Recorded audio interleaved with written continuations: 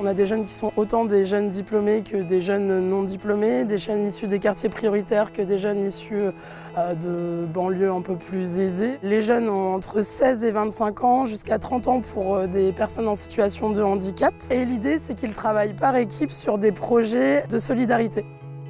Donc on a diverses missions, des missions sur le numérique, des missions auprès de personnes âgées, des missions d'inclusion pour les personnes en situation de handicap et aussi et surtout des missions qui sont liées à l'environnement. Vous vous rendez compte un petit peu de la zone de chantier? Aujourd'hui, on va présenter la mission éco-volontaire. Le programme existe depuis 3 ans. Il est à l'initiative de la Fondation Nature et l'Homme de Nicolas Hulot et aussi de l'Office français de la biodiversité. L'idée de ce programme, c'est d'amener des jeunes citadins à préserver la biodiversité par diverses actions. Dans les missions qu'ils ont pu effectuer, il y a la plantation d'arbres, les ramassages de déchets, la création d'une mare. Ce qu'on va faire, c'est qu'on va essayer de pas trop s'approcher de l'eau quand on va venir creuser. On va s'écarter un petit peu de la mare pour être sûr de laisser la faune au calme à l'intérieur. On se trouve ici sur la dune fossile, située sur la commune de Ghyvelde.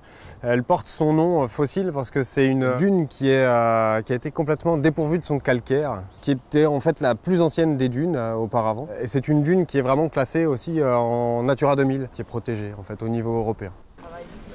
Alors moi, l'idée, c'est d'accompagner les jeunes dans leur démarche, c'est de leur présenter d'abord et avant tout le site, le chantier, et ensuite de les rendre le plus autonomes possible, aussi bien à l'utilisation des outils que dans le déroulement du chantier. Et souvent, comme on est dans la nature, on profite aussi de certains petits rebondissements. On s'arrête 5 minutes parce qu'on va explorer un petit peu la mare, on va y regarder ce qui vit dedans. Et du coup, il y a aussi un volet sensibilisation. Ça, c'est un traitement ponctué du coup, mal. C'était une mare qui était inexistante.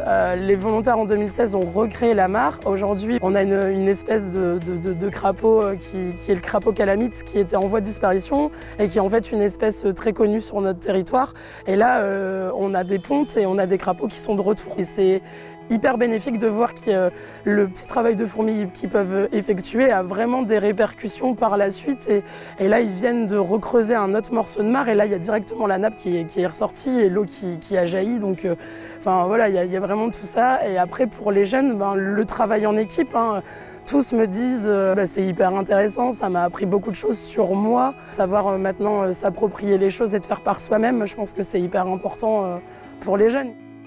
C'est rigolo parce que le matin, c'est toujours un peu timide, mais au fur et à mesure de la journée, les langues se délient, il y a toujours une bonne ambiance et c'est vraiment très agréable de pouvoir travailler avec eux en fait. Il y a eu vraiment une évolution de leur esprit concernant la nature et la biodiversité qui les entoure. Ouais.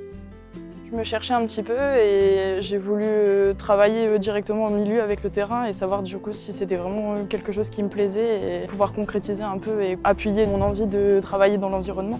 On vient tous de milieux différents, donc avec des vécus différents et on a vraiment cette complémentarité d'équipe. Enfin, tout le monde apporte ses connaissances et sa façon d'être en fait. Je dirige une association qui s'appelle les Jardins du Cygne, qui a pour objectif de développer des comportements éco-citoyens pour protéger la nature. On a un partenariat avec Unicité de Dunkerque, des jeunes volontaires qui ont envie d'apprendre comment planter concrètement. L'idée aussi, c'est de comprendre un métier, de travailler aux côtés des agriculteurs et pas contre.